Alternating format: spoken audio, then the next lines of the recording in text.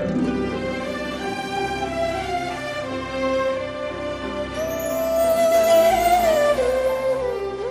श्री कृष्णा, जय श्री राम। शास्त्री जी, जय श्री कृष्ण महेंद्र जी। तो शास्त्री जी, लाल किताब के बारे में बहुत सुना है, तो क्या कृपया आप बताएंगे लाल किताब क्या है?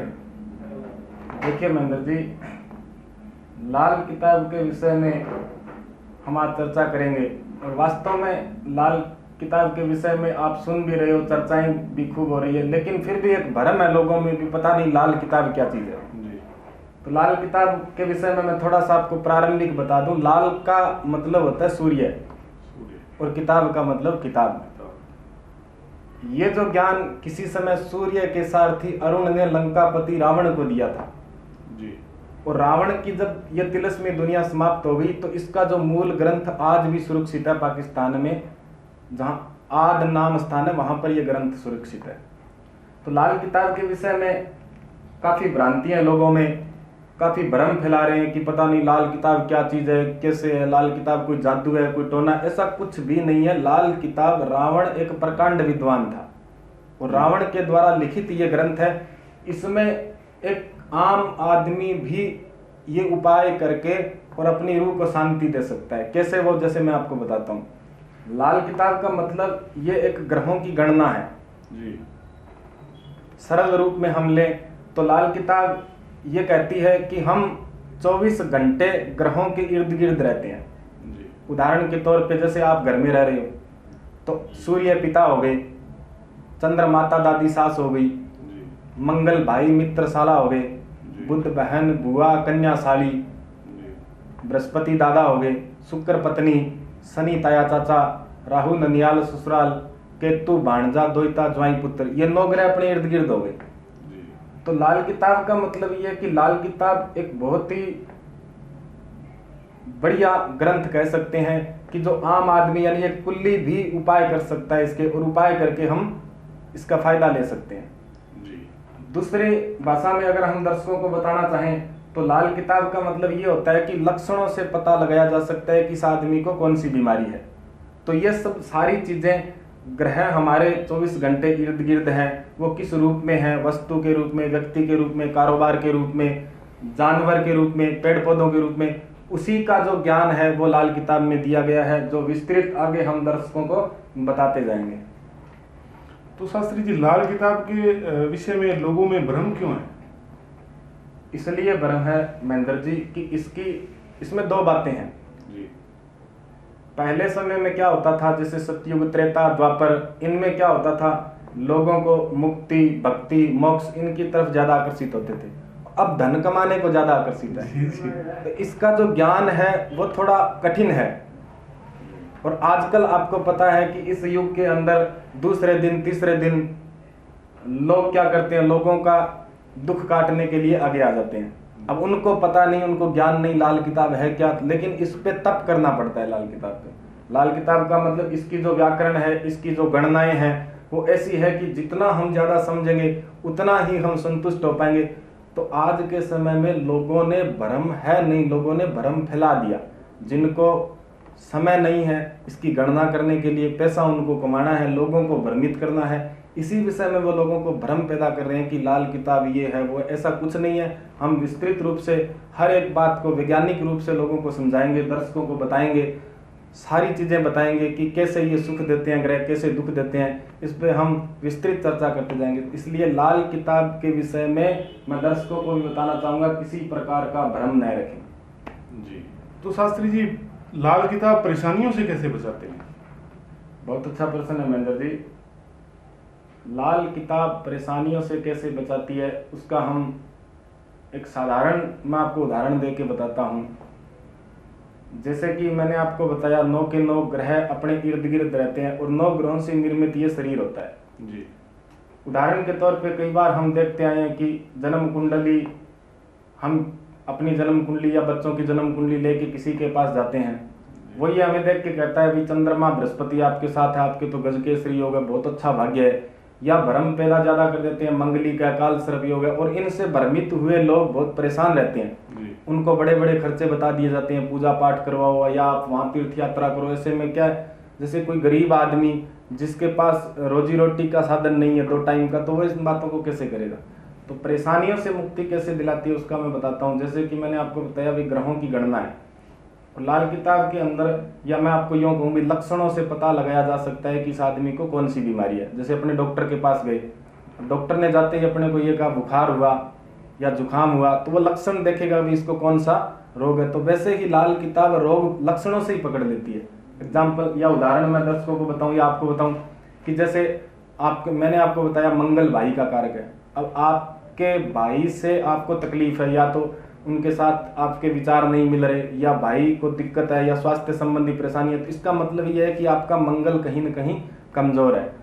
अब उस मंगल की जो एनर्जी है वो वीक है, हमारे कमजोर है, उसको ठीक करने के लिए हमें क्या उपाय करना चाहिए। तो ऐसे उपाय होते हैं कि उससे हम परेशानियों से हमें मुक्ति मिलती है। उदाहरण के तौर पे बताऊं, जैसे आपका जन्म हुआ और आपकी जन्म कुंडली में आपका बृहस्पति कमजोर है। बृहस्पति का मतलब होता है जैसे कि आपको श्वास की प्रॉब्लम है। अब आपको मैं ये बताऊंगा एक साधारण सा उपाय कि आप पीपल के पेड़ के नीचे जाके 43 दिन तक उसमें पानी दो। तो पीपल तक भेजने का तो आपको बहाना है, लेकिन इसके विज्ञान क्या है, लॉजिक क्या है, वो ये है कि आपकी त्वचा संवेदनशील है और पीपल के पेड़ में 24 घंटे ऑक्सीजन की मात्रा होती है, यानी कि वो बृहस्पतिमय है पीपल।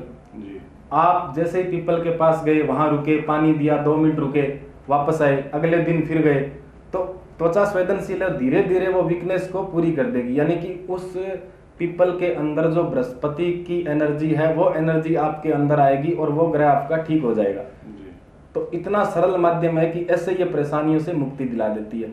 या जैसे मान लो ग्रहों की आपसी मित्रता शत्रुता होती है, जो हम दर्शकों को आगे भी बताते जाएंगे भी कौन से ग्रह आपस में मित्र है, कौन से ग्रह शत्रु है, और उसी के हिसाब से अपने उस एनर्जी को कैसे ठीक करना है, किसी चीज को जल प्रवाह करना है या मंदिर में देना है या तिलक के स्थान पे लगाना है। तो इस प्रकार छोटे छोटे उपाय करके लाल किताब हमें इन परेशानियों से मुक्ति दिलाती है। तो किसी की भी जन्म कुंडली हो तो उसमें किस ग्रह की एनर्जी को कैसे ठीक करेंगे ये भी हम चर्चा करते जाएंगे। और दर्शक हमारे से संपर्क करने के लिए, जैसा कि हमने बताया है, अपने ये जो चैनल है इस पे डिस्क्रिप्शन है, उस पे जो संपर्क नंबर दिया गया उनके माध्यम से हमसे चर्चा कर सकते हैं। तो इस प्रकार ये लाल किताब परेशानियों से मुक्ति दिलाती है। जी, सीधे शब्दों में ये कहेंगे कि मानव जीवन में जितनी भी परेशानियां हैं उनके उपाय आप लाल किताब में से जी देखकर उनके उपाय कर सकते हो। बिल्कुल उपाय कर सकते हो। जैसे इसमें दर्शकों को हम ये बताना चाहेंगे कि भाग्य है वो कर्मों के अधीन है जी। और भाग्य कर्मों के अधीन है, या तो कोई ईश्वरीय शक्ति या कोई ईश्वर का उपासक या ईश्वर की दी हुई विद्या के ज्ञान से इन परेशानियों से हमें कोई मुक्ति दिला सकता है। तो इसको हम सरल भाषा में एक ज्योतिष विज्ञान कहते हैं। लाल का मतलब सूर्य, तो ये भी एक ज्योतिष विज्ञान है।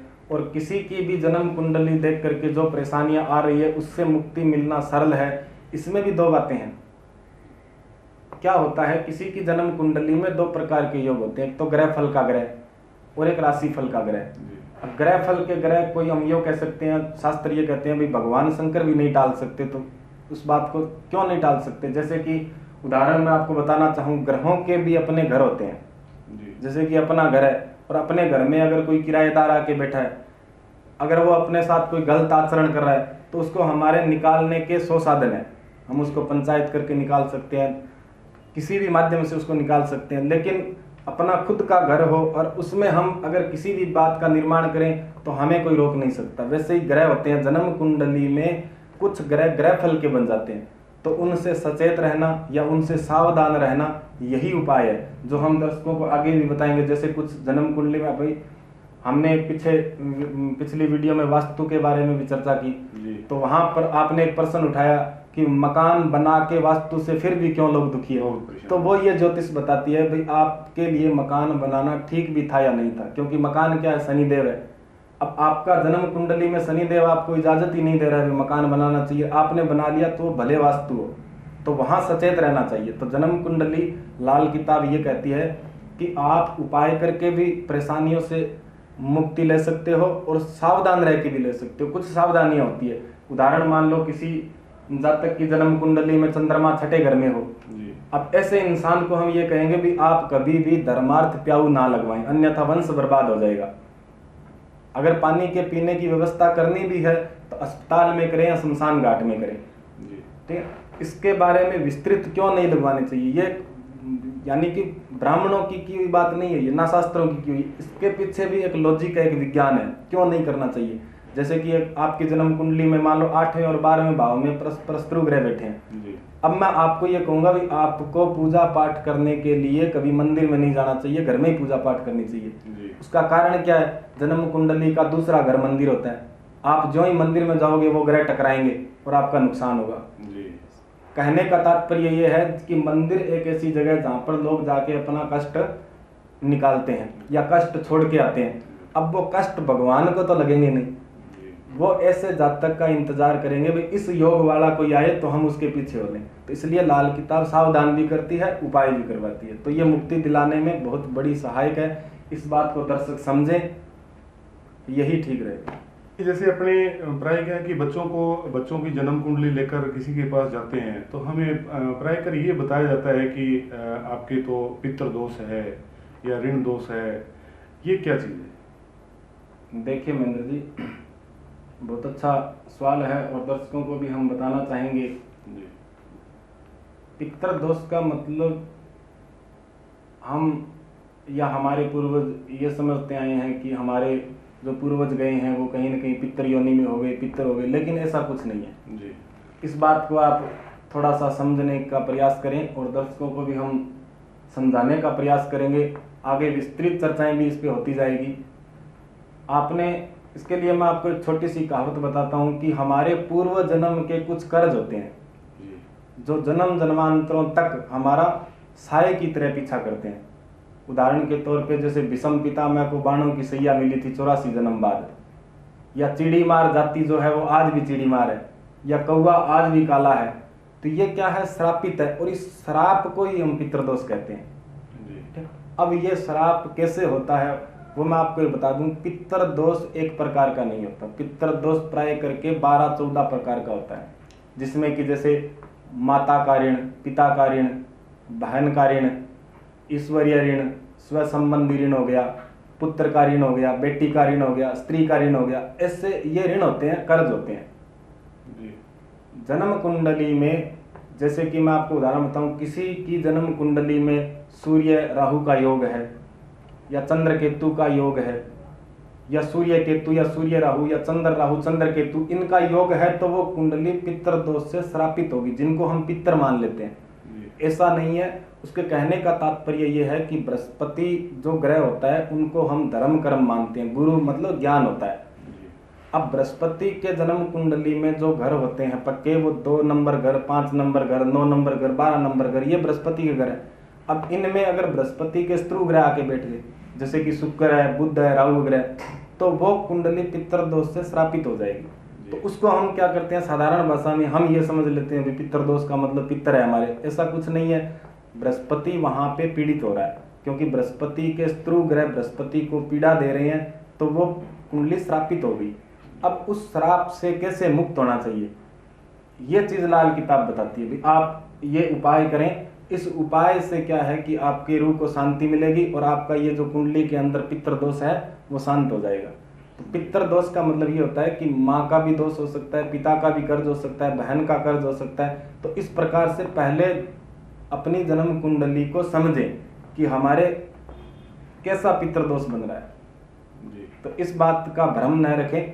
हम लोगों को यही कहते हैं कि जैसे आपकी अगर जन्म कुंडली है तो वो किस प्रकार श्रापित है, उसका सही मायने में अगर आप उपाय करोगे तो उसका आपको जल्दी फायदा मिलेगा। नहीं तो खाली पितृदोष से ऐसा कुछ नहीं है। आप जन्म कुंडली को समझने का प्रयास करें जी, जिसकी हम विस्तृत चर्चा भी करेंगे। आगे भी हम जो वीडियो दर्शकों को बताएंगे उनमें एक एक चीज हम विस्तृत लिख के बताएंगे कि कैसे ये पीड़ित करते हैं, किस प्रकार के लक्षण होते हैं। अब इसके लिए मैं आपको एक छोटा सी बात बता ही देता हूँ कि जैसे मान लो आपकी कुंडली में बृहस्पति के हिसाब से पितृदोष है, तो हम ये कहते हैं कि ऐसे व्यक्ति जैसे जैसे बाल सफ़ेद होते गए वैसे वैसे अचानक परिवर्तन आएंगे। उन परिवर्तनों से जो काम अपने आप हो जाया करते थे, अब वो पूरा यत्न करने से पर भी शुभ फल पैदा नहीं कर पाएंगे। दुख के स्थान पर सुख के स्थान पर दुख की काली खांसी सदैव छाई रहेगी। जो मुखड़ा सदैव प्रसन्न रहता था वह अब झगड़ों या मुसीबतों से सरदर्द रहता होगा। सोना पीतल में बदलता नजर आएगा और पीतल है वो जंग लगे लोहे में बदलता नजर आएगा। ऐसे जो लक्षण होते हैं तो इसका मतलब समझना है पितृदोष है हमारी कुंडली में। तो उसका आप उपाय करें, सही तरीके से उपाय करें, इससे आपको फायदा मिलेगा। जी शास्त्री जी, बहुत। तो शास्त्री जी, आपने बताया कि लाल किताब क्या है, मतलब कैसे लोगों को इसके विषय में भ्रांतियाँ थी, उनके बारे में हमें बखूबी बताया, बहुत प्रसन्नता हुई। अब ये बताइए कि आप लाल किताब की जन्म कुंडली भी कोई होती है क्या? जी हाँ महेंद्र जी, और जी हाँ दर्शकों, हम आपको बताना चाहेंगे लाल किताब की जन्म कुंडली भी होती है। जी। लाल किताब की जन्म कुंडली जो है उसका हमें फायदा भी क्या है उसके विषय में भी मैं आपको बताऊंगा। जैसे कि मैंने अभी आपको बताया कि किस प्रकार का पितृदोष है। पितृदोष होता है, ऐसा नहीं है कि हम सिर्फ इसी बात पे विश्वास करें भी पितृदोष का मतलब पितर है हमारे, ऐसा नहीं है। पितृदोष है, लेकिन किस श्रेणी का है वो ये लाल किताब की जन्म कुंडली बताती है। एक बात तो ये होगी, लाल किताब की जन्म कुंडली या लाल किताब ये कहती है कि अगर किसी भी जातक के जीवन में जो शुभ ग्रह है वो भी शुभ फल नहीं दे पाएंगे जब तक कि हम उस ऋण का उपाय न कर लें, यानी हम कर्ज मुक्त न हो लें। तो लाल किताब की जो जन्म कुंडली होती है वो सबसे पहले तो हमें यही बात बताती है कि आपके जीवन के अंदर ये कर्ज है, आप इसका उपाय करें तो अच्छे ग्रह वो भी अच्छा फल देने आपको लगेंगे। और वो बात लाल किताब की जन्म कुंडली में आसानी से आती है। दूसरी बात, लाल किताब की जो जन्म कुंडली होती है उसमें ये सारा जो फल होता है वो हिंदी में दिया होता है, जो एक आम इंसान या आम आदमी भी उसको आराम से पढ़ करके और अपने उपाय कर सकता है। जैसे कि मान लो मैंने आपको बताया 14 प्रकार के ऋण होते हैं। अब आपकी जन्म कुंडली में अगर 3 प्रकार के ऋण है तो वो जो उस कुंडली के अंदर आ जाएंगे भी आपकी कुंडली के ये लक्षण है, ये आपके साथ घटना हो सकती है और इसके लिए ये उपाय है। तो एक तो बात ये होगी लाल किताब की जन्म कुंडली। दूसरी बात हम ये करेंगे, उसके बाद में उसमें हर इंसान के जीवन में 9 ग्रह होते हैं और उन 9 ग्रहों का अच्छा और बुरा फल जीवन भर का लाल किताब की जन्म कुंडली में होता है। जैसे कि एग्जाम्पल मान लो आपका जन्म कुंडली में चंद्रमा अच्छा है जी, तो आपको उस जन्म कुंडली के अंदर ये साफ से लिखा होगा कि आपका चंद्रमा आपके इस घर में है, आपको जीवन भर ये अच्छे फल देगा, माता के सुख देगा, जमीन के सुख देगा, वाहन के सुख देगा, या इस वर्ष में नौकरी दिलवाएगा, इस वर्ष में आपको ये कष्ट देगा। अच्छा ग्रह, परंतु उसमें हर ग्रह की सावधानी विधि होती है। भाई आपका ग्रह तो अच्छा है, लेकिन अगर आपने इसके विपरीत ये काम किए, जैसे माँ से झगड़ा किया या आपने दूध पानी बेचा, किस घर में है, जैसे कि मान लो किसी का चंद्रमा 7वें घर में है, अच्छा फल दे रहा है, लेकिन वहां पर सावधानी भी दे देंगे कि अगर आपने चंद्रमा अच्छा फल देगा, परंतु अगर आपने दूध या पानी बेचा या रात के समय दूध का प्रयोग किया, रात क्या होती है, शनि होती है, तो शनि चंद्रमा टकराएंगे तो आपको ये नुकसान हो सकते हैं। उसके बाद उसमें आपको क्या परहेज रखने चाहिए और उसके लिए क्या उपाय करने चाहिए। जैसे कि मान लो लाल किताब की जन्म कुंडली है, उसमें मंगल का फल दिया हुआ है, तो अंतिम में उसमें हम ये देते हैं कि आपको लगता है कि आपके जीवन में ये कष्ट हैं जी, तो आप निम्नलिखित उपाय और परहेज करें, ये बात होगी। उसके बाद तीसरा आता है वर्ष फल, यानी कि आपका ये साल कैसा रहेगा। तो महादशा के हिसाब से दोस्तों लाल किताब में भी इनकी दशाएं होती है। जैसे कि मैं आपको बताऊं 1 से 6 साल तक की आयु शनि की होती है, फिर 7 से 12 राहु की, 12 से 15 केतु की, 16 से 21 बृहस्पति की, 22-23 सूर्य की, 24 चंद्रमा, 25 से 28 शुक्र, 28 से 33 मंगल और 34 और 35 बुध। ये 35 साल का चक्र हो गया। और एक इंसान के जीवन में प्राय 3 चक्र होते हैं, 105 साल की आयु हम मानते हैं। तो जिस ग्रह की दशा चल रही है या जिस ग्रह की आयु चल रही है, मान लो कि आपका 28वां साल चल रहा है, तो इसका मतलब ये हुआ कि आपके मंगल का समय आरंभ हो गया। अब अगर आपकी जन्म कुंडली में मंगल अच्छा है तो आपको अच्छे फल देगा, भाई का सुख देगा, प्रॉपर्टी का सुख देगा, वाहन का सुख देगा। अच्छा होकर के भी अगर आपने मंगल के विपरीत कोई काम किए, यानी कि मान लो आपका मंगल 8वें घर में, ऐसे में अगर आपने जमीन खोद करके घर में भट्टी या चूल्हा बना लिया या आपने किसी विधवा के साथ झगड़ा किया, तो वो मंगल अच्छा न करके आपको बुरा फल देना शुरू कर देगा। यही लाल किताब की जो जन्म कुंडली है उसमें आपको ये सावधानी लिखी हुई आ जाएगी। फिर वर्ष फल के हिसाब से भी आपका ये वर्ष कैसा रहेगा, इस वर्ष आपको किन किन बातों से नुकसान होना है, किन किन बातों से फायदा होना है, इस वर्ष आपको सावधान रहने के लिए क्या उपाय करने चाहिए, ये सब लाल किताब की जो जन्म कुंडली है उसमें आता है।